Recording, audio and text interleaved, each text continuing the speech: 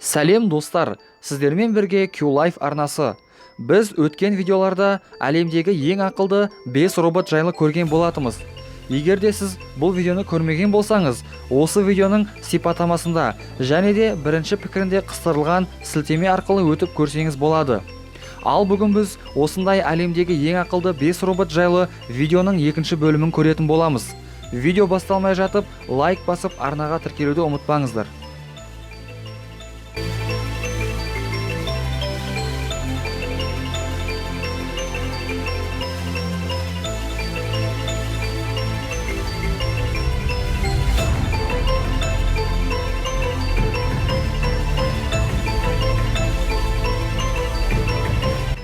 Pepper роботы. Pepper Android роботын франциялық Aldebaran және де жапониялық SoftBank компаниялары бірігіп жасаған. Pepper роботы эмоцияларды танып, оларға жауап бере алады. Ол үшін оның басына 2 HD камера кіріктірілген, ал көзінде арақашықтық сенсоры орнатылған. Ол құрылғылары арқылы робот жанындағы адамдарды танып, оларға жауап бере алады. Мысалы, адам жылап жатса, робот оны келіп тыныштандырады.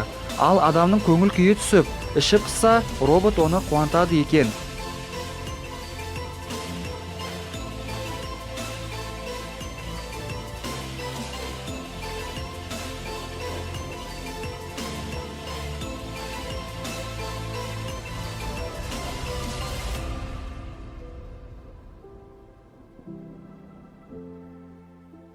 Теспиан роботы.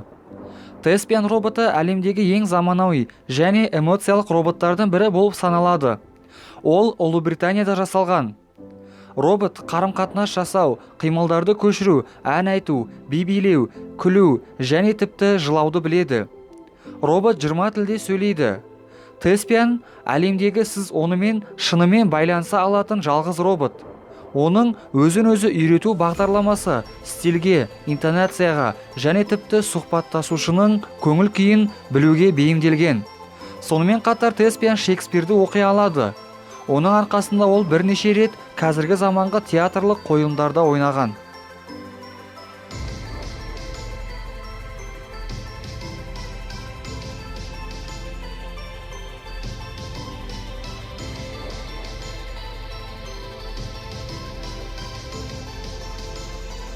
Ромео роботы. Ромео роботының бойы 1,140 метр, ал салмағы 40 килограмм. Роботты франциялық Aldebaran компаниясы құрастырған.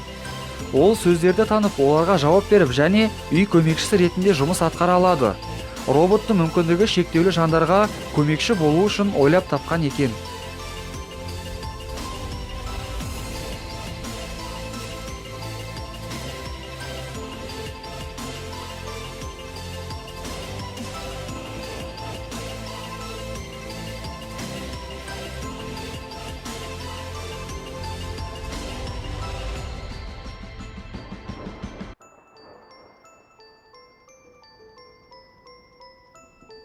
Айко Чихира роботы.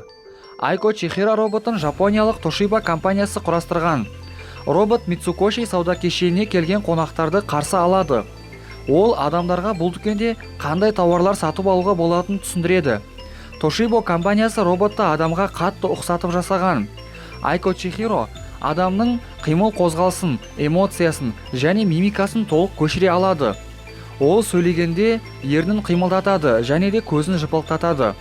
Бұл қозғалыстарға Айко Чихираға орнатылған 43 мотор жауапты.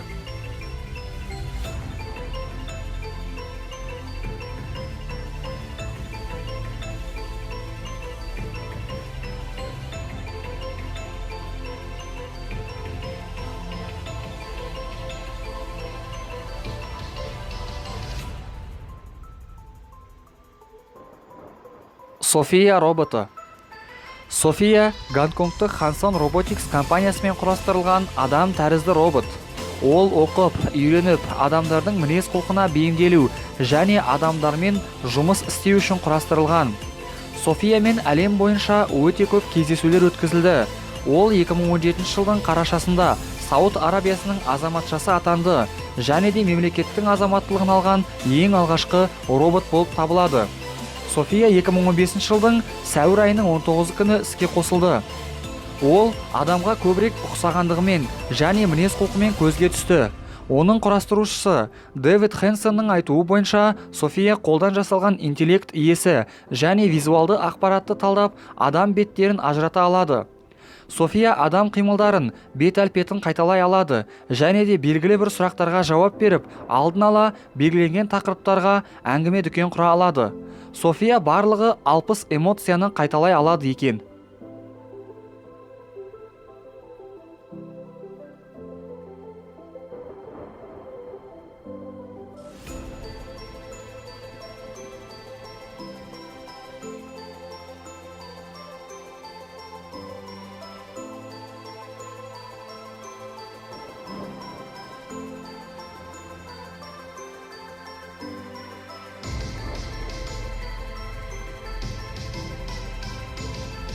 Достар, назарларыңызға рахмет.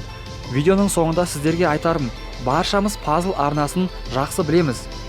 Puzzle арнасының админдері Али, Әділ және де Алмас бауырларымыз өте керемет онлайн дейтін арна ашқан болатын. Сол арнада соңғы шыққан керемет бір видео бар. Ол видео өте мән мағынасы терең және де тәрбиелік мағынасы зор видео деп ойлаймын. Сіздер сол видеоны көрулеріңізге мен кеңес беремін. Видеоның сілтемесін экраннан және де видеоның астынан таба аласыздар. Сіздермен бірге болған Q-Life арнасы. Келесі видеода жолыққанша аман есен болыңыздар.